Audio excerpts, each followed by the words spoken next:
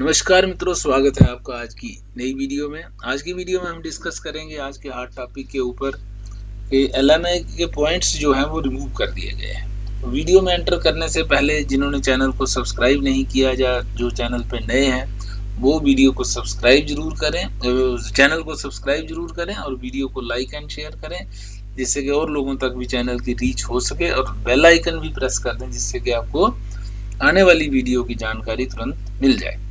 तो आइए अब आगे बढ़ते हैं। तो एलएमआई के पॉइंट्स जैसे कि रिमूव कर दिए गए हैं तो उसका क्या रेपरकशंस हैं, क्या हो सकता है, क्या अल्टरनेटिव्स हैं, इन सारे टॉपिक्स पे आज हम डिस्कस करने जा रहे हैं। तो सबसे पहले बात करते हैं कि पॉइंट्स रिमूव हो गए तो अब क्या उसका असर क्या होगा। असर ये है कि उसमें 50 पॉइंट्स मिलते थे स्किल्ड वर्कर्स को और 200 पॉइंट्स मिलते थे जो मैनेजमेंट लेवल के लोग थे उनको।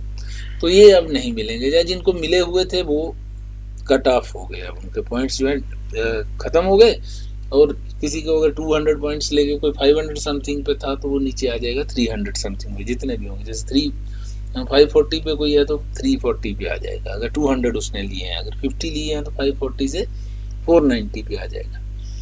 तो इस तरह से जैसे हमारे पास जो है वो 25,000 कैंडिडेट्स हैं सीआरएस पूल में, जो 500 टू 600 लेवल पे है।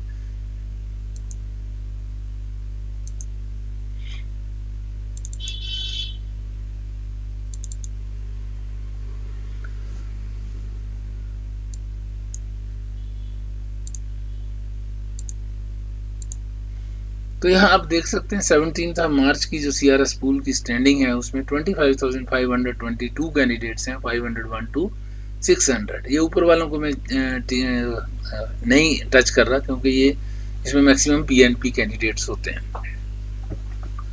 तो यहाँ पे अगर 25,000 कैंडिडेट हैं तो इसमें से एलएमआईए वाले कितने होंगे वो देखने वाली चीज है। हो सकता है मैक्सिमम, क्योंकि डाटा है नहीं हमारे पास, ये हो सकता है इसके बाद क्लियर हो जाए। अभी नया सीआरएस पूल की जो आएगा, जो उसकी स्टैंडिंग मिलेगी उसमें क्लियर हो जाएगा।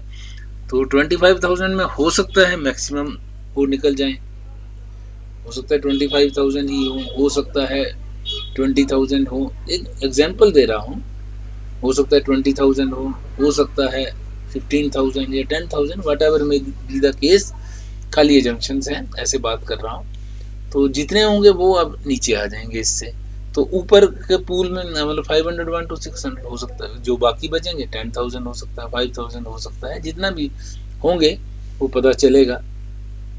तो ऑटोमेटिकली वो अगर एक दो लाट में निकल जाते हैं तो कट ऑफ स्कोर जो है वो नीचे आ जाएगा 490 टू 500, मतलब 490 टू 500 या 480 टू 500, इस रेंज में फिर चलने लगेगा। मगर वो पॉइंट वही है कि पहले वो ऊपर वाले क्लियर हो जाए।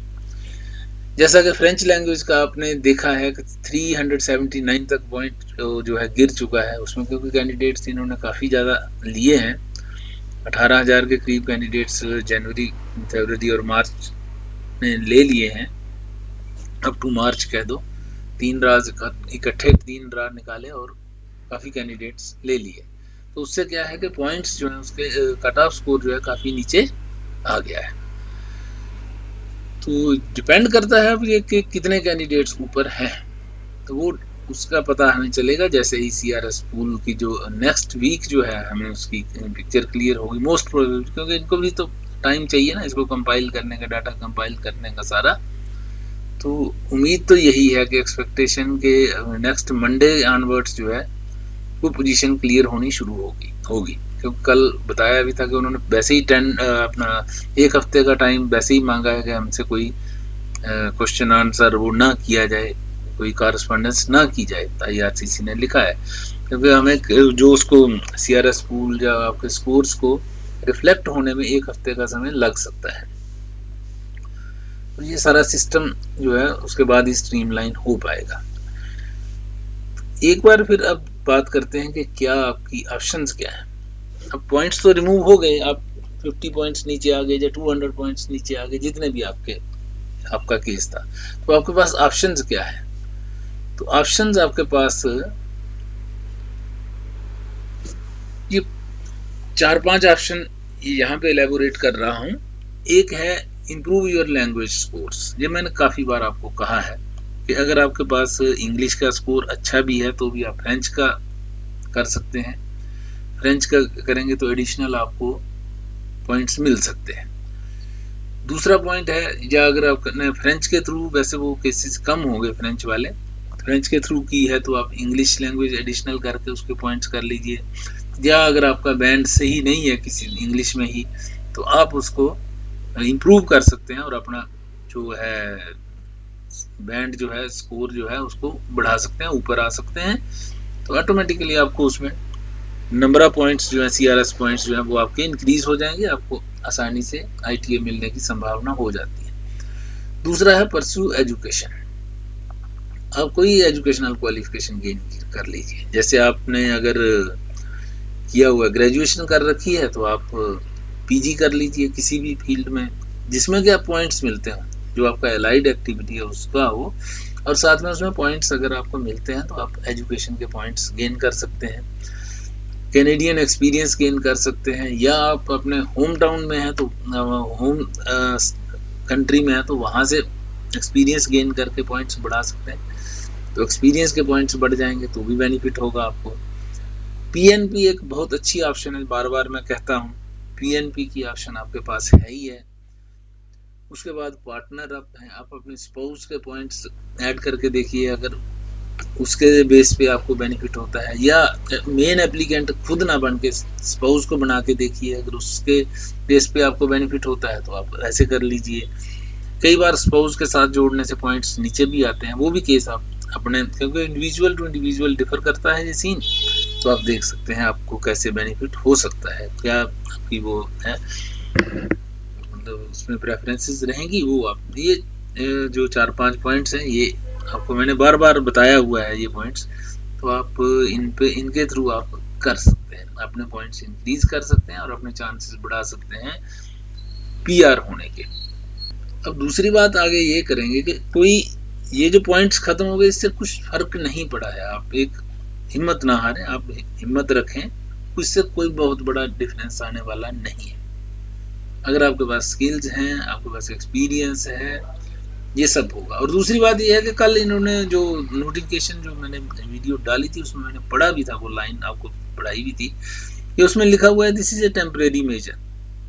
इसको थोड़ा सा स्ट्रीमलाइन जरूर करेंगे कि जो जैसे वो पैसे वैसा दे के जो कह रहे थे कि इमिग्रेशन फ्रॉड हो रहा है, क्योंकि फ्रॉड को कंट्रोल करने के लिए ये कर रहे हैं, तो ये इसलिए ये उन्होंने कल लिखा भी था कि this is a temporary measure. तो जैसा मैंने बताया था इलेक्शंस भी डिक्लेयर हो गई, तो इलेक्शन के बाद गवर्नमेंट कौन सी आती है, क्या आती है, उनकी क्या पॉलिसीज रहती हैं, तो ये टेम्परेरी मेजर है, इसको इस चीज को दोबारा से लागू भी कर सकते हैं, नए सिरे से लागू कर सकते हैं, कुछ नई अमेंडमेंट्स जरूर होंगी इसमें ताकि फ्रॉड्स वगैरह को रोका जा सके,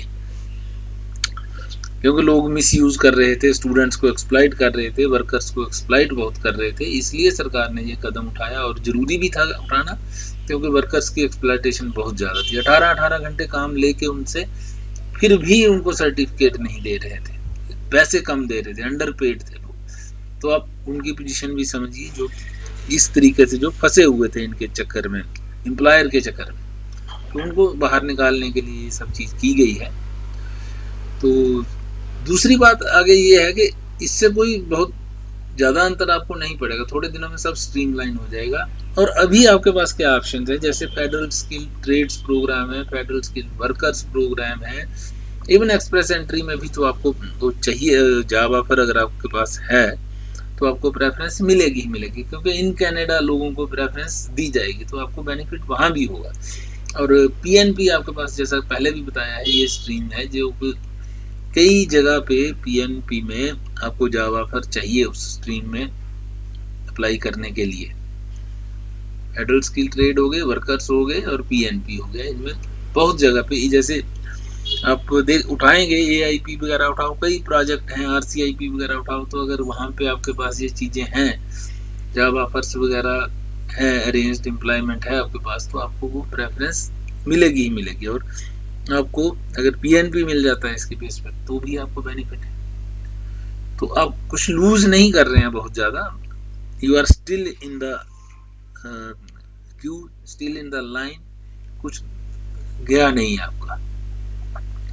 थोड़े दिनों में ये फिर स्ट्रीमलाइन हो जाएगा और CRS पूल आने के की नई जो स्टैंडिंग है वो आने के बाद आपको पता चलेगा कि कोई आपको ज्यादा फर्क नहीं पड़ेगा। अगर पॉइंट गए तो सबके गए। तो ये सब बातें हैं। अब ये था कि जरूरत क्या पड़ी थी इनको ये करने की, तो उसके बारे में यही कहूंगा कि जरूरत यही थी कि वो जैसा मैंने बताया अभी डिस्कस किया कि जो लोग मिस यूज कर रहे थे इस चीज का बहुत ज्यादा, आए फटाफट LMI खरीदा और वो पैसे मांग रहे थे। एम्प्लॉयर भी शैतान हो गए थे ना। एम्प्लॉयर ने क्या किया कि पैसे मांगने शुरू कर दिए कि हम तेरे को देते हैं, जावा पर देते हैं, तुझे LMI पॉइंट्स मिल जाएगा, तुझे इतने पैसे हमें दे दे। या अंडरपेड थे कुछ लोग, या फिर ओवर वर्क करा रहे थे उनसे, एक्सप्लॉइटेशन बहुत ज्यादा थी, सही गलत सब काम करवा रहे थे। तो सरकार के पास जब शिकायतें गई तो दिसंबर में इन्होंने अनाउंस कर दिया कि ये पॉइंट्स हम रिमूव कर देंगे। तो उसके बाद ड्राज कोई खास आए नहीं है, तो लोगों को खास बेनिफिट उसका पॉइंट्स का भी हो नहीं पाया, क्योंकि दिसंबर में वैसे ही क्लोज हो गया था।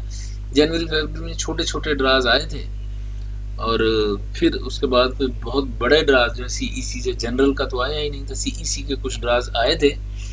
तो 9-10 हजार कैंडिडेट CEC में उनको बेनिफिट हुआ है इस चीज का, तो बाकियों को सबको इसका बेनिफिट नहीं हो पाया जो एक्सटेंशन इन्होंने दी थी। चलो जिनको हुआ उनको, उनके लिए तो बढ़िया है, उनको कांग्रेचुलेशंस। और बाकी जो है वो अपना हिम्मत ना हारें, आपको और रास्ते मिलेंगे, यहाँ से भी हम बताते रहेंगे। आप देख सकते हैं, चूज कर सकते हैं as per your qualifications and requirements and your suitability. तो आप किसी भी रास्ते पे आप चल के आगे PR ले सकते हैं, कोई ऐसी बात नहीं है। तो कोशिश यही कीजिए कि जेन्युइन रहें, जेन्युइन तरीके से करें, कोई हैंकी पैंकी शॉर्टकट मारने की जरूरत नहीं। शॉर्टकट से ही सब गड़बड़ हुई है, और उम्मीद रखते हैं कि आगे आप लोग सही तरीके से ही सब चलेंगे। चलते ही हैं, मैक्सिमम तो चलते ही, कोई इक्का दुक्का होता है जिसकी वजह से सारा काम फिर बिगड़ता है। एम्प्लॉयर भी मेनली इसमें मैं कहूँगा एम्प्लॉयर और एजेंट्स की गलती है। जो लोग ये, जिन्होंने ये इस चीज को मिसयूज किया, एक्सप्लॉइट किया, बहुत अच्छी स्कीम थी, इसको एक्सप्लॉइट किया तो ऑटोमेटिकली फिर वो ये रिजल्ट तो होना ही था। एनीवेज अभी होप है कि सरकार इसको दोबारा से लागू कर देगी। कुछ समय जरूर लगेगा, हो सकता है 5-6 महीने लगे। नई सरकार आने के बाद क्या पॉलिसीज होती हैं उसके बाद भी फर्क पड़ेगा। तो ये थी LMI पॉइंट्स के बारे में जानकारी, उसके जाने का क्या असर है, आगे क्या हो सकता है, आपके पास ऑप्शंस क्या क्या हैं, हर चीज मैंने बारीकी से डिटेल में डिस्कस कर दी है। फिर भी जो आपकी क्वेरीज हैं वो आप लिख के भेज दे सकते हैं। अच्छा, जो इंडिविजुअल क्वेश्चन होता है ना आपका, इंडिविजुअल पर्सनल जो होता है, उसमें फिर क्या होता है कि उसमें टाइम बहुत लगता है। तो उसको आप सुपर थैंक्स के थ्रू आप अगर करेंगे तो हम कोशिश करेंगे आपका इंडिविजुअल क्वेश्चन का भी आंसर जो है उस तरीके से बनाया जाए जिससे कि आपका किया जाए, क्योंकि उसमें टाइम लगता है, 2-3 घंटे लग जाते हैं उसको सारा देखने में आप। अच्छा, दूसरी बात यह है कि आप अपनी प्रोफाइल पूरी शेयर नहीं करते, क्वेश्चन भी अधूरा होता है, तो उसमें आंसर क्या दें, जनरलाइज ऑन दे देते हैं। स्पेसिफिक जो केस स्पेसिफिक आपका है उसमें आंसर देना इसलिए पर्टिकुलर दे नहीं पाते कि आपको, आप प्रोफाइल ही शेयर नहीं करते, आप डिटेल्स देते नहीं है, तो जो डिटेल देता है उसको आंसर प्रॉपरली मिल जाता है। तो कोशिश करिए कि आप कैसे उसको प्रोफाइल शेयर करते हैं, क्या आपका क्वेश्चन है। अगर तो जनरल टाइप का होगा तो फिर तो कोई इशू ही नहीं है, स्पेसिफिक हो तो उसमें समय लगता है, उसको ढूंढना पड़ता है क्या है इसका, मेहनत लगती है। तो सुपर थैंक्स के थ्रू आप भेजिए, तो कोशिश करेंगे आपका वो पूरा कवर करने की। तो ये थी सारी जानकारी इसके बारे में। आज की वीडियो क्योंकि काफ़ी लंबी हो जाएगी अगर और ज़्यादा बढ़ाते हैं इसको, तो आज की वीडियो यहीं तक रखते हैं। अगली वीडियो में हम डिस्कस करने जा रहे हैं, अगली वीडियो जरूर देखिए, उसमें हम डिस्कस करेंगे कि पोस्ट LMI पॉइंट्स रिमूवल क्या सिनेरियो हो सकता है। हालांकि ये एजम्पशन बेस्ड होगा, अभी इस वीक में एजम्पशन बेस्ड ही सारी कैलकुलेशंस जैसे हम करते हैं करेंगे, क्योंकि अभी डाटा हमारे पास आएगा नहीं CRS पूल का। नेक्स्ट वीक ऑनवर्ड्स जो है वो मोर स्पेसिफिक हो जाएंगी, लेकिन इस वीक क्योंकि अभी डाटा जो अवेलेबल है उसके अकॉर्डिंगली हम कोशिश करेंगे कुछ एनालिसिस निकाल के आपको देने की, क्या हो सकता है, क्या कट ऑफ स्कोर हो सकते हैं जैसे हम बनाते हैं। तो उस प्रकार की वीडियोस जो है आज या कल में आपको देखने को मिलेगी, तो जरूर देखिए अगली वीडियो भी। चैनल को एक बार फिर से रिक्वेस्ट कर रहा हूँ, जिन्होंने अभी तक सब्सक्राइब नहीं किया है और जो नए हैं चैनल में वो जरूर सब्सक्राइब करें, और साथ ही साथ वीडियो को लाइक एंड शेयर भी करें, जिससे कि चैनल की ग्रोथ हो सके और लोगों तक भी चैनल की रीच हो सके। बाकी आप किस टॉपिक पे वीडियो चाहते हैं उसके बारे में भी लिखा कीजिए, ताकि अगले आने वाली वीडियो आपके मतलब की हो सके। तो थैंक्स फॉर वॉचिंग, मिलते हैं आपसे अगली वीडियो में, तब तक के लिए नमस्कार।